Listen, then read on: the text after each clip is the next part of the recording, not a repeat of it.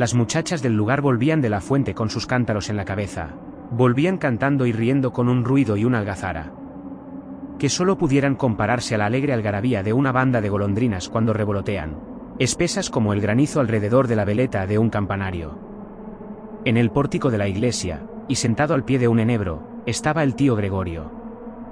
El tío Gregorio era el más viejecito del lugar, tenía cerca de 90 navidades, el pelo blanco, la boca de risa, los ojos alegres y las manos temblonas. De niño fue pastor, de joven soldado. Después cultivó una pequeña heredad, patrimonio de sus padres, hasta que, por último, le faltaron las fuerzas y se sentó tranquilo a esperar la muerte, que ni temía ni deseaba. Nadie contaba un chascarrillo con más gracia que él, ni sabía historias más estupendas, ni traía a cuento tan oportunamente un refrán, una sentencia o un adagio.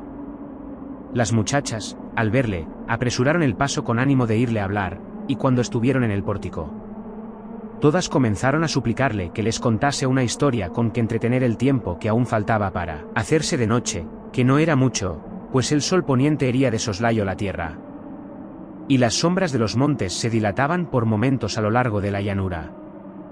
El tío Gregorio escuchó sonriendo la petición de las muchachas, las cuales, una vez obtenida la promesa de que le refería alguna cosa, dejaron los cántaros en el suelo, y sentándose a su alrededor formaron un corro, en cuyo centro quedó el viejecito, que comenzó a hablarles de esta manera. No os contaré una historia, porque aunque recuerdo algunas en este momento, atañen a cosas tan graves, que ni vosotras, que sois unas locuelas, me prestaríais atención para escucharlas, ni a mí, por lo avanzado de la tarde, me quedaría espacio para referirlas. Os daré en su lugar un consejo. ¿Un consejo?, exclamaron las muchachas con aire visible de mal humor. Va, no es para oír consejos para lo que nos hemos detenido, cuando nos hagan falta ya nos los dará el señor cura. Es, prosiguió el anciano, con su habitual sonrisa y su voz cascada, que el señor cura acaso no sabría darosle en esta ocasión tan oportuna como os lo puede dar el tío Gregorio.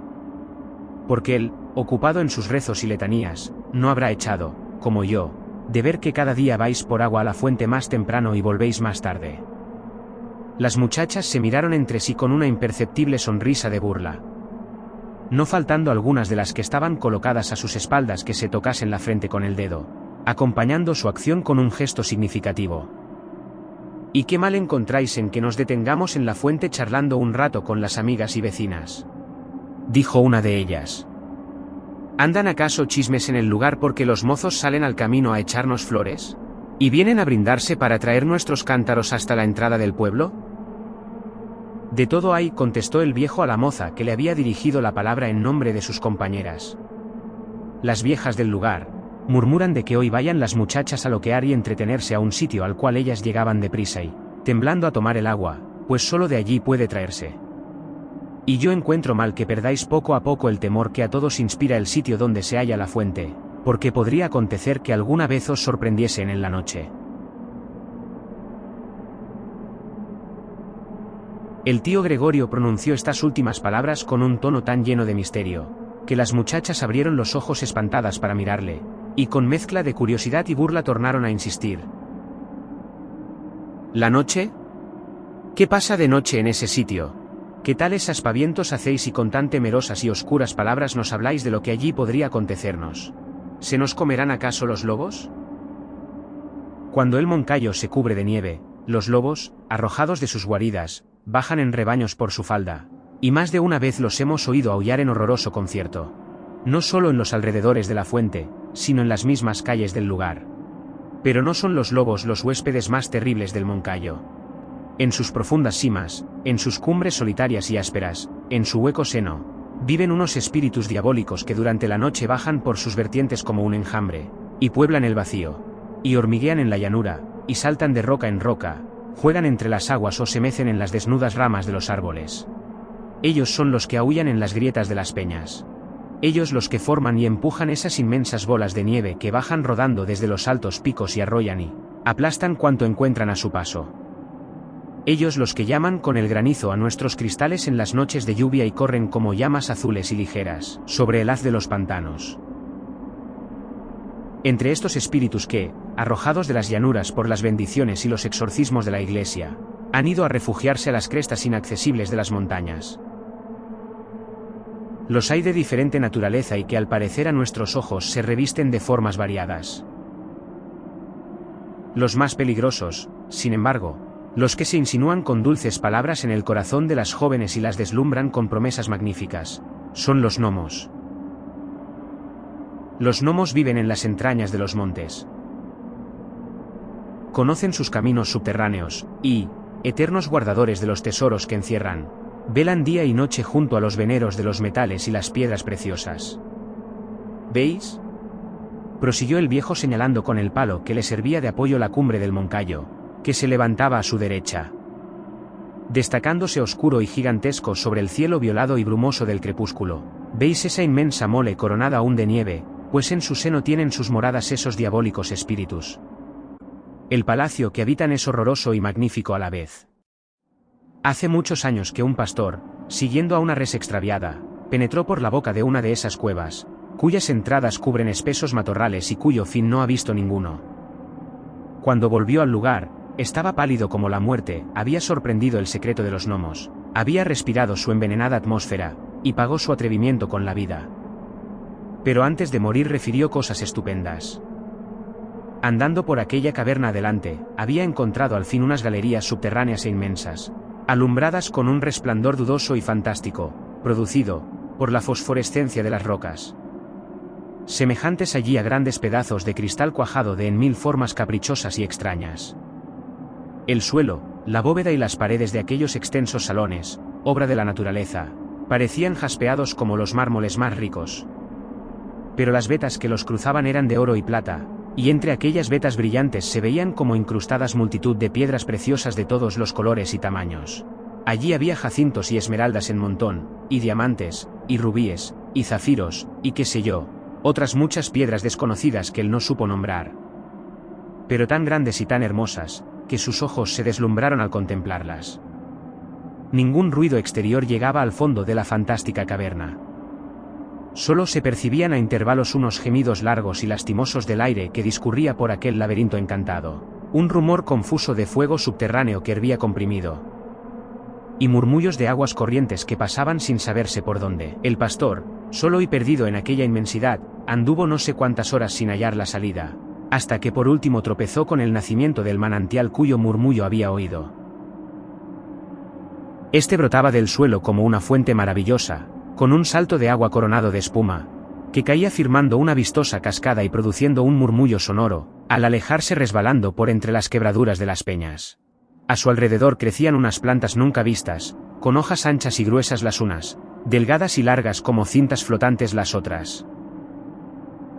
Medio escondidos entre aquella húmeda frondosidad discurrían unos seres extraños, en parte hombres, en parte reptiles, o ambas cosas a la vez, pues transformándose continuamente, ora parecían criaturas humanas, deformes y pequeñuelas, ora salamandras luminosas o llamas fugaces que danzaban en círculos sobre la cúspide del surtidor.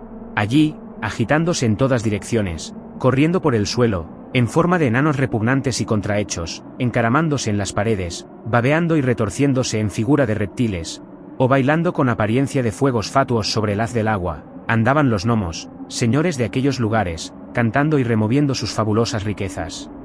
Ellos saben dónde guardan los avaros esos tesoros que en vano buscan después los herederos. Ellos conocen el lugar donde los moros, antes de huir, ocultaron sus joyas, y las alhajas que se pierden, las monedas que se extravían. Todo lo que tiene algún valor y desaparece, ellos son los que lo buscan, lo encuentran y lo roban, para esconderlo en sus guaridas, porque ellos saben andar por el mundo, debajo de la tierra y por caminos secretos e ignorados. Allí tenían, pues, hacinados en montón toda clase de objetos raros y preciosos. Había joyas de un valor inestimable, collares y gargantillas de perlas y piedras finas, ánforas de oro, de forma antiquísima, llenas de rubíes, copas cinceladas, armas ricas, monedas con bustos y leyendas imposibles de conocer o descifrar, tesoros, en fin, tan fabulosos e inmensos, que la imaginación apenas puede concebirlos. Y todo brillaba a la vez lanzando unas chispas de colores y unos reflejos tan vivos, que parecía como que todo estaba ardiendo y se movía y temblaba. Al menos, el pastor refirió que así le había parecido. Al llegar aquí el anciano se detuvo un momento, las muchachas, que comenzaron por oír la relación del tío Gregorio con una sonrisa de burla, guardaban entonces un profundo silencio, esperando a que continuase, con los ojos espantados, los labios ligeramente entreabiertos y la curiosidad y el interés pintados en el rostro. Una de ellas rompió al fin el silencio y exclamó sin poderse contener, entusiasmada al oír la descripción de las fabulosas riquezas que se habían ofrecido a la vista del pastor. ¿Y qué? ¿No se trajo nada de aquello? Nada, contestó el tío Gregorio. ¡Qué tonto!, exclamaron en coro las muchachas. El cielo le ayudó en el trance, prosiguió el anciano. Pues en aquel momento en que la avaricia, que a todo se sobrepone, comenzaba a disipar su miedo, y alucinado a la vista de aquellas joyas, de las cuales una sola bastaría a hacerle poderoso, el pastor iba a apoderarse de algunas. Dice que oyó, maravillaos del suceso, oyó claro y distinto en aquellas profundidades, y a pesar de las carcajadas y las voces de los gnomos, del hervidero del fuego subterráneo, del rumor de las aguas corrientes y de los lamentos del aire, oyó, digo, como si estuviese al pie de la colina en que se encuentra, el clamor de la campana que hay en la ermita de Nuestra Señora del Moncayo. Al oír la campana que tocaba el Ave María, el pastor cayó al suelo invocando a la Madre de nuestro Señor Jesucristo, y sin saber cómo ni por dónde se encontró fuera de aquellos lugares, y en el camino que conduce al pueblo, echado en una senda y presa de un gran estupor, como si hubiera salido de un sueño. Desde entonces se explicó todo el mundo por qué la fuente del lugar trae a veces entre sus aguas como un polvo finísimo de oro. Y cuando llega la noche, en el rumor que produce, se oyen palabras confusas. Palabras engañosas con que los gnomos que la inficionan desde su nacimiento procuran seducir a los incautos que les prestan oídos, prometiéndoles riquezas y tesoros que han de ser su condenación. Cuando el tío Gregorio llegaba a este punto de su historia, ya la noche había entrado y la campana de la iglesia comenzó a tocar las oraciones. Las muchachas se persignaron devotamente, murmurando un Ave María en voz baja, y después de despedirse del tío Gregorio, que les tornó a aconsejar que no perdieran el tiempo en la fuente. Cada cual tomó su cántaro, y todas juntas salieron silenciosas y preocupadas del atrio de la iglesia.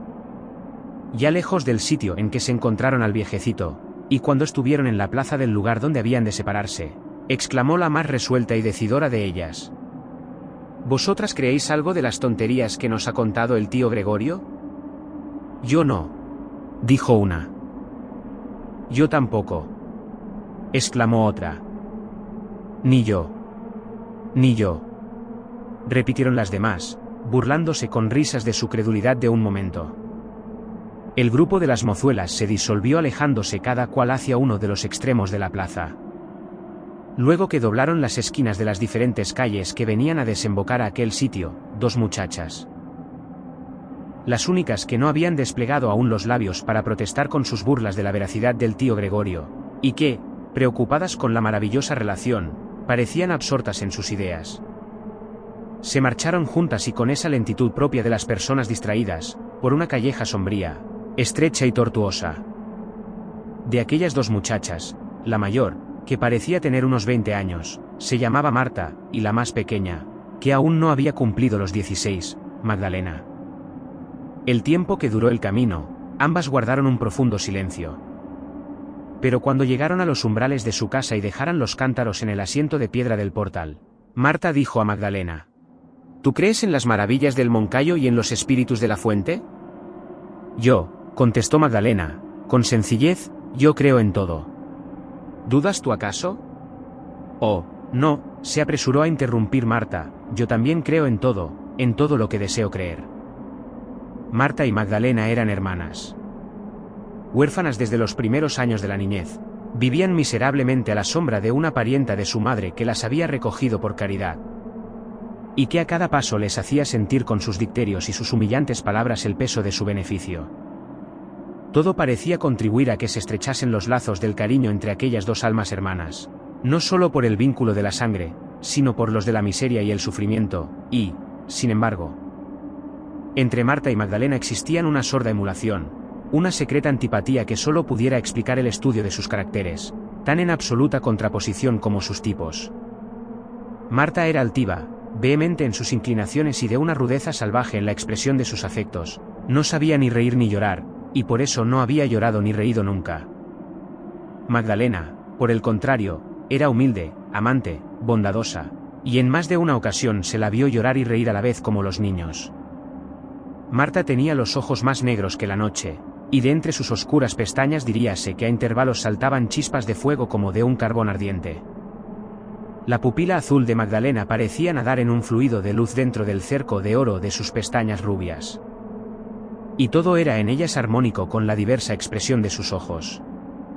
Marta, enjuta de carnes, quebrada de color, de estatura esbelta, movimientos rígidos y cabellos crespos y oscuros, que sombreaban su frente y caían por sus hombros como un manto de terciopelo. Formaba un singular contraste con Magdalena, blanca, rosada, pequeña, infantil en su fisonomía y sus formas, y con unas trenzas rubias que rodeaban sus sienes, semejantes al nimbo dorado de la cabeza de un ángel.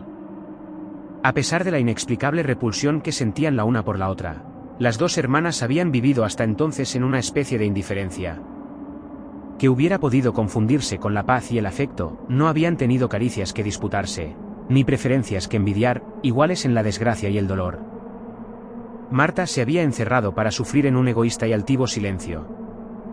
Y Magdalena, encontrando seco el corazón de su hermana, lloraba a solas cuando las lágrimas se agolpaban involuntariamente a sus ojos.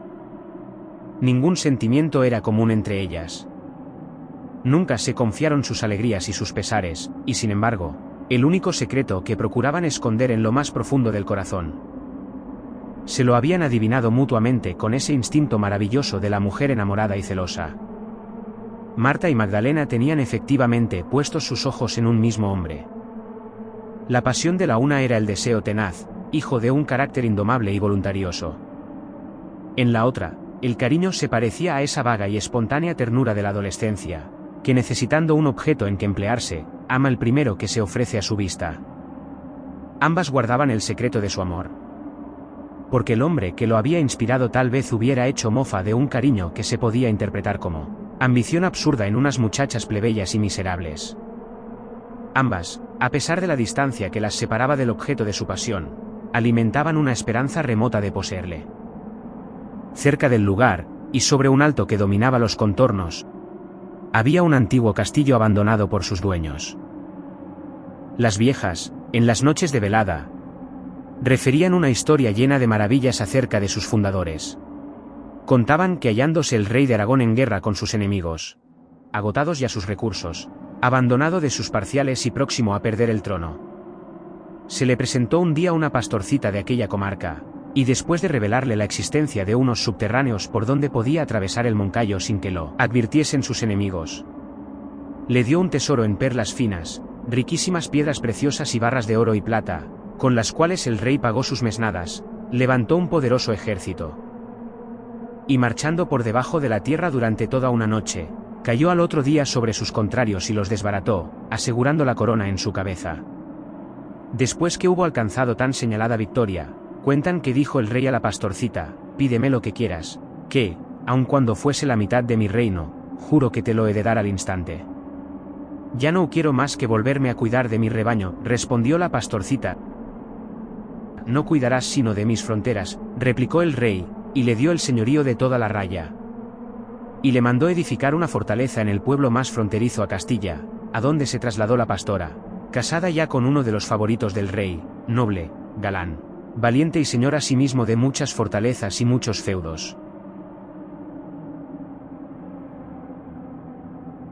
La estupenda relación del tío Gregorio acerca de los gnomos del Moncayo, cuyo secreto estaba en la fuente del lugar, exaltó nuevamente las locas fantasías de las dos enamoradas hermanas, completando, por decirlo así, la ignorada historia del tesoro hallado por la pastorcita de la Conseja. Tesoro cuyo recuerdo había turbado más de una vez sus noches de insomnio y de amargura, presentándose a su imaginación como un débil rayo de esperanza. La noche siguiente a la tarde del encuentro con el tío Gregorio, todas las muchachas del lugar hicieron conversación en sus casas de la estupenda historia que los había referido. Marta y Magdalena guardaron un profundo silencio. Y ni en aquella noche, ni en todo el día que amaneció después, volvieron a cambiar una sola palabra relativa al asunto, tema de todas las conversaciones y objeto de los comentarios de sus vecinas. Cuando llegó la hora de costumbre, Magdalena tomó su cántaro y le dijo a su hermana: ¿Vamos a la fuente? Marta no contestó, y Magdalena volvió a decirle, ¿vamos a la fuente?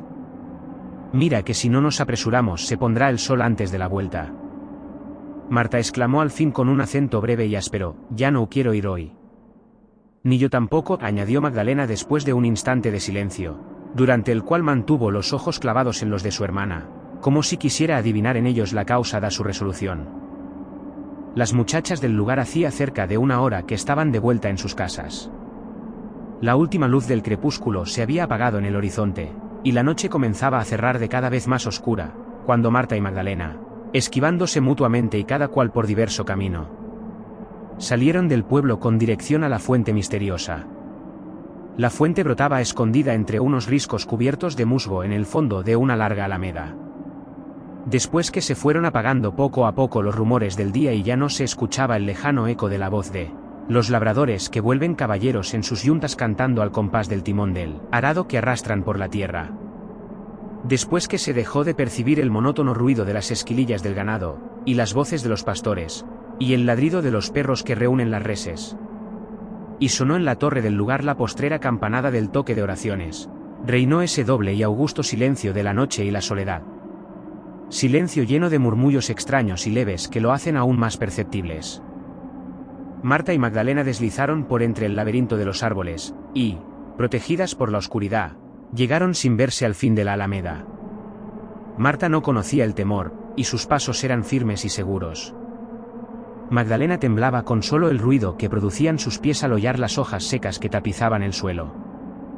Cuando las dos hermanas estuvieron junto a la fuente, el viento de la noche comenzó a agitar las copas de los álamos. Y al murmullo de sus soplos desiguales, parecía responder el agua del manantial con un rumor compasado y uniforme. Marta y Magdalena prestaron atención a aquellos ruidos que pasaban bajo sus pies como un susurro constante, y sobre sus cabezas, como un lamento que nacía y se apagaba para tornar y crecer y dilatarse por la espesura. A medida que transcurrían las horas, aquel sonar eterno del aire y del agua empezó a producirse una extraña exaltación, una especie de vértigo, que, turbando la vista y zumbando en el oído, parecía trastornarlas por completo.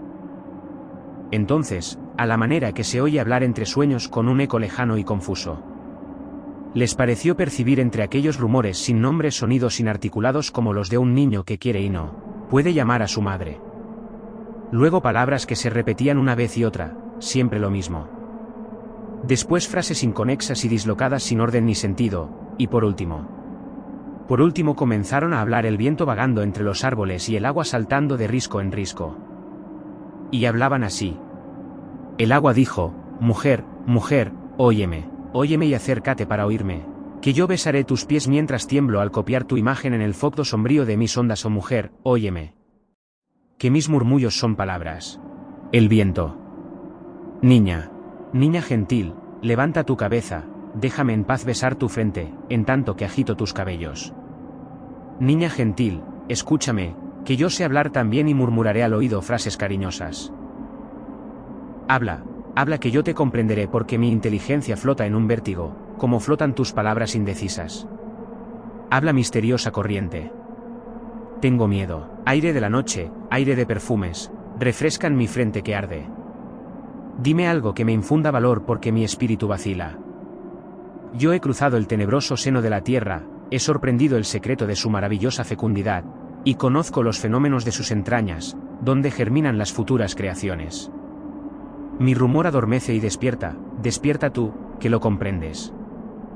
Yo soy el aire que mueven los ángeles con sus alas inmensas al cruzar el espacio. Yo amontono en el occidente las nubes que ofrecen al sol un lecho de púrpura, y traigo al amanecer, con las neblinas que se deshacen en gotas, una lluvia de perlas sobre las flores. Mis suspiros son un bálsamo, ábreme tu corazón y le inundaré de felicidad. Cuando yo oí por primera vez el murmullo de una corriente subterránea, no en balde me inclinaba a la tierra prestándole oído. Con ella iba un misterio que yo debía comprender al cabo. Suspiros del viento, yo os conozco. Vosotros me acariciabais dormida cuando, fatigada por el llanto, me rendía al sueño en mi niñez, y vuestro rumor se me figuraban las palabras de una madre que arrulla a su hija. El agua enmudeció por algunos instantes, y no sonaba sino como agua que se rompe entre peñas. El viento cayó también, y su ruido no fue otra cosa que ruido de hojas movidas. Así pasó algún tiempo, Y después volvieron a hablar, y hablaron así. Después de filtrarme gota a gota a través del filón de oro de una mina inagotable. Después de correr por un lecho de plata y saltar como sobre guijarros entre un sinnúmero de zafiros y amatistas, arrastrando en vez de arenas diamantes y rubíes. Me he unido en misterioso consorcio a un genio. Rica con su poder y con las ocultas virtudes de las piedras preciosas y los metales, de cuyos átomos vengo saturada, puedo ofrecerte cuanto ambicionas. Yo tengo la fuerza de un conjuro, el poder de un talismán y la virtud de las 7 piedras y los 7 colores. Yo vengo de vagar por la llanura, y, como la abeja que vuelve a la colmena con su botín de perfumadas mieles, traigo suspiros de mujer, plegarias de niños, palabras de casto amor y aromas de nardos y azucenas silvestres. Yo no he recogido a mi paso más que perfumes y ecos de armonías, mis tesoros son inmateriales, pero ellos dan la paz del alma y la vaga felicidad de sueños venturosos. Mientras su hermana, atraída como por un encanto, se inclinaba al borde de la fuente para oír mejor, Magdalena se iba instintivamente separando de los riscos entre los cuales brotaba el manantial. Ambas tenían sus ojos fijos, la una en el fondo de las aguas, la otra en el fondo del cielo. Y exclamaba Magdalena mirando brillar los luceros en la altura. Esos son los nimbos de luz de los ángeles invisibles que nos custodian. En tanto decía Marta, viendo temblar en la linfa de la fuente el reflejo de las estrellas, esas son las partículas de oro que arrastra el agua en su misterioso curso. El manantial y el viento, que por segunda vez habían enmudecido un instante, tornaron a hablar, y dijeron: remonta mi corriente, desnúdate del temor como de una vestidura grosera, y osa traspasar los umbrales de lo desconocido. Yo he adivinado que tu espíritu es de la esencia de los espíritus superiores. La envidia te habrá arrojado tal vez del cielo para revolcarte en el lodo de la miseria. Yo veo, sin embargo, en tu frente sombría un sello de altivez que te hace digna de nosotros, espíritus fuertes y libres. Ven, yo te voy a enseñar palabras mágicas de tal virtud, que al pronunciarlas se abrirán las rosas y te brindarán con los diamantes que están en su seno, como las perlas en las conchas que sacan del fondo del mar los pescadores. Ven, te daré tesoros para que vivas feliz. Y más tarde, cuando se quiebre la cárcel que te aprisiona, tu espíritu se asimilará a los nuestros, que son espíritus humanos, y todos confundidos seremos la fuerza motora. El rayo vital de la creación, que circula como un fluido por sus arterias subterráneas. El agua lame la tierra y vive en el cieno. Yo discurro por las regiones etéreas y vuelo en el espacio sin límites. Sigue los movimientos de tu corazón, deja que tu alma suba como la llama y las azules espirales del humo. Desdichado el que teniendo alas, desciende a las profundidades para buscar el oro, pudiendo remontarse a la altura para encontrar amor y sentimiento. Vive oscura como la violeta, que yo te traeré en un beso fecundo el germen vivificante de otra flor hermana tuya, y rasgaré las nieblas para que no falte un rayo de sol que ilumine tu alegría. Vive oscura, vive ignorada, que cuando tu espíritu se desate, yo lo subiré a las regiones de la luz en una nube roja. Callaron el viento y el agua, y apareció el gnomo. El gnomo era, como un hombrecillo transparente. Una especie de enano de luz, semejante a un fuego fatuo, que se reía a carcajadas, sin ruido, y saltaba de peña en peña, y mareaba con su vertiginosa movilidad. Unas veces se sumergía en el agua y continuaba brillando en el fondo como una joya de 1000 colores. Otras salía a la superficie y agitaba los pies y las manos, y sacudía la cabeza a un lado y a otro con una rapidez que tocaba en prodigio. Marta vio al gnomo y le estuvo siguiendo con la vista extraviada en todas sus extravagantes evoluciones.